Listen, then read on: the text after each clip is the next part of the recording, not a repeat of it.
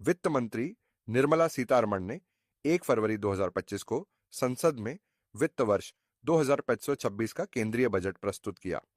इस बजट में आम आदमी से जुड़े कई महत्वपूर्ण संशोधन और घोषणाएं की गई हैं। आयकर में राहत, आयकर छूट, अब 12 लाख रुपए तक की वार्षिक आय पर कोई आयकर नहीं लगेगा। इसके अलावा वेतन भोगियों को 75,000 रुपए तक का अतिरिक्त स्टैंडर्ड डिडक्शन मिलेगा, जिससे 12.17 लाख रुपए तक की आय पर कोई कर देय नहीं होगा। स्वास्थ्य और चिकित्सा शिक्षा का विस्तार।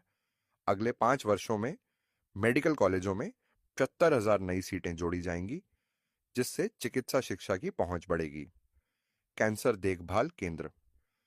अगले 3 वर्षों में सभी जिला अस्पतालों में डे केयर कैंसर केंद्र स्थापित किए जाएंगे।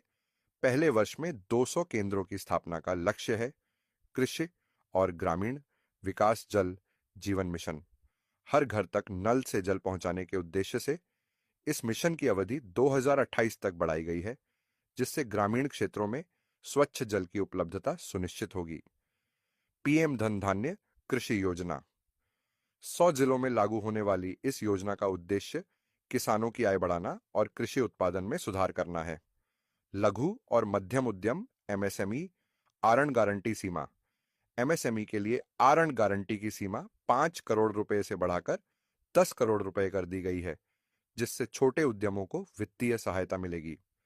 स्टार्टअप और नवाचार। आर्टिफिशियल इंटेलिजेंस उत्कृष्टता केंद्र। 500 करोड़ रुपए के निवेश से 3 एआई उत्कृष्टता केंद्र स्थापित किए जाएंगे, जो तकनीकी नवाचार को बढ़ावा देंगे। शहरी विकास अर्बन चैलेंज फंड। शहरी क्षेत्रों के रचनात्मक पुनर्विकास के लिए 1 लाख करोड़ रुपए के अर्बन चैलेंज फंड की स्थापना की गई है, जिसमें 2025-26 के लिए 10,000 करोड़ रुपए आवंटित किए गए हैं। बिहार के लिए विशेष घोषणाएं। Greenfield airport. बिहार में एक नए ग्रीनफील्ड एयरपोर्ट की स्थापना की जाएगी, जिससे क्षेत्रीय कनेक्टिविटी में सुधार होगा। आईआईटी का विस्तार। बिहार में आईआईटी की क्षमता का विस्तार किया जाएगा, जिससे 6,500 और छात्रों को शिक्षा प्राप्त करने का अवसर मिलेगा। इन संशोधनों और घोषणाओं का उद्देश्य देश के नागरिकों को आर्थिक राहत प्रदान करना, शिक्षा और स्वास्थ्य सेवाओं में सुधार करना और समग्र विकास को बढ़ावा देना है।